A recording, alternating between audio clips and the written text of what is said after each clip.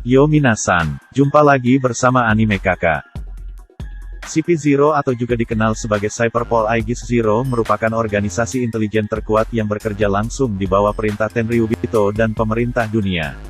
Mereka mempunyai kekuatan dan pengaruh yang lebih besar dibandingkan CP9. Para agen CP0 sepertinya memiliki koneksi yang kuat dengan dunia bawah atau dengan para bajak laut ternama sekelas Yonko. Selain itu, sebagian anggota CP0 juga masih sangat misterius karena minimnya informasi tentang mereka. Saat ini anggota yang sudah terungkap adalah Lucci, Kaku, Spandam dan Stussy. Mereka adalah mantan dari CP9 kecuali Stussy.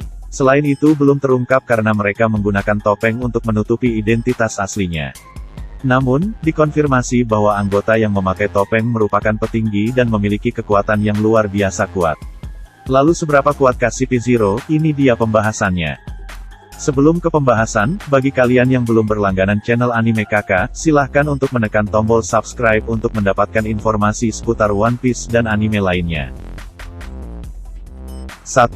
Stussy. Agen CP0 yang satu ini adalah seorang wanita cantik yang pertama kali muncul pada arc Whole Cake Island. Di dunia bawah, ia dikenal dengan nama Queen of Pleasure District.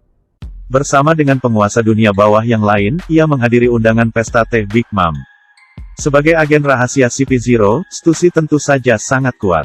Dia mampu menguasai teknik Rokushiki dan telah dikonfirmasi menguasai dua jenis haki, yakni Kenbunsoku dan Busosoku. Ia sempat menggunakan Shigan untuk menyerang Duveld dan memakai Geppo untuk melarikan diri dari kastil Big Mom yang runtuh. 2. Kekalahan X-Drake. Saat X-Drake mencoba menahan para CP0, saya kira dia akan menang. Sejauh ini Drake lebih sering dihajar, hingga dia terasa sebagai salah satu Worst Generation yang kurang begitu menonjol. Saat Drake dan Apo melawan CP0, harusnya itu akan jadi momen Drake bersinar.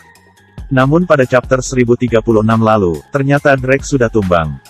Demikian pula dengan Zanki, salah satu number. Drake terkapar, tampak tak sadarkan diri dan babak belur.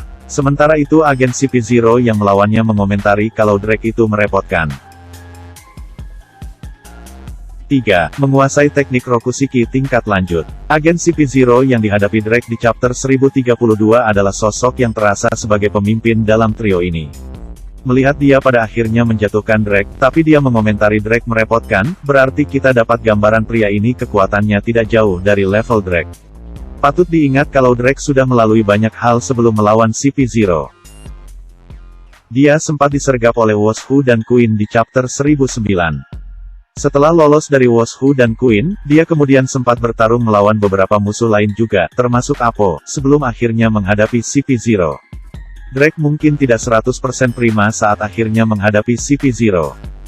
Namun dari segi teknik bertarung, pastinya kekuatan dari CP0 ini sangatlah luar biasa. Selain menguasai teknik Rokushiki, mereka juga sepertinya bisa menggabungkan beberapa teknik Rokushiki sekaligus seperti yang dilakukan Wushu saat bertarung dengan Jinbe.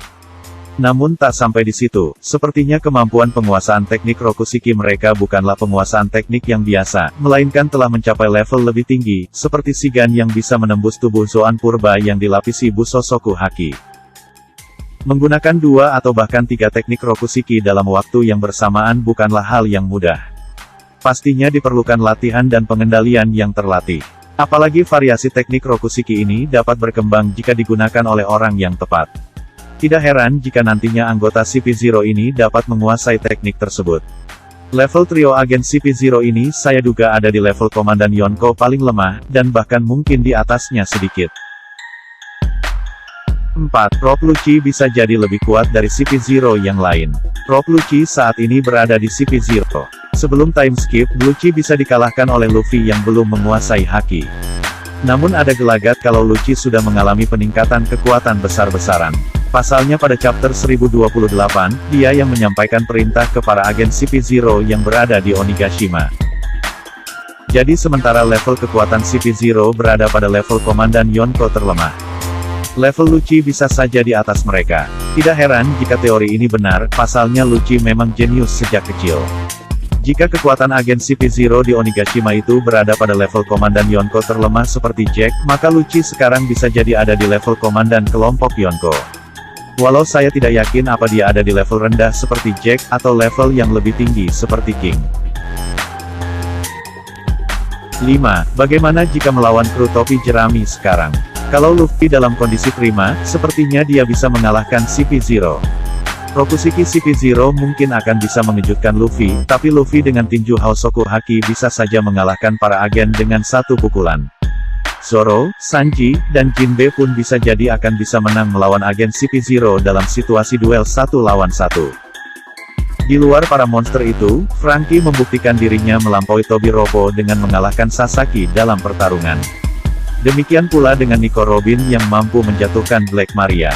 Franky dan Robin mungkin bisa mengalahkan agen CP0, selama mereka tidak dikeroyok, dan tidak menghadapi CP0 dalam kondisi kelelahan. Usopp, Chopper, Brook dan Nami mungkin masih akan kesulitan melawan agen CP0. Meski begitu, mereka sekarang punya cara masing-masing untuk dapat mengejutkan para agen CP0. Seperti misalnya Nami dengan bantuan Zeus, Usopp dengan bidikan jarak jauh yang dibantu Ken Bunsoku Haki, serta Chopper dan Brook dengan kemampuan bertarung khas mereka. Yang unik dari kru topi jerami adalah mereka ini memang sebagian besar levelnya sudah melampaui Tobi Roppo. Jadi asal mereka tidak diserang mendadak, saya rasa setiap anggota topi jerami bisa saja mengalahkan CP0. Bagaimana pendapat kalian mengenai kekuatan dari CP0 ini? Sampaikan di kolom komentar. Terima kasih telah menonton video ini, sampai jumpa di video selanjutnya.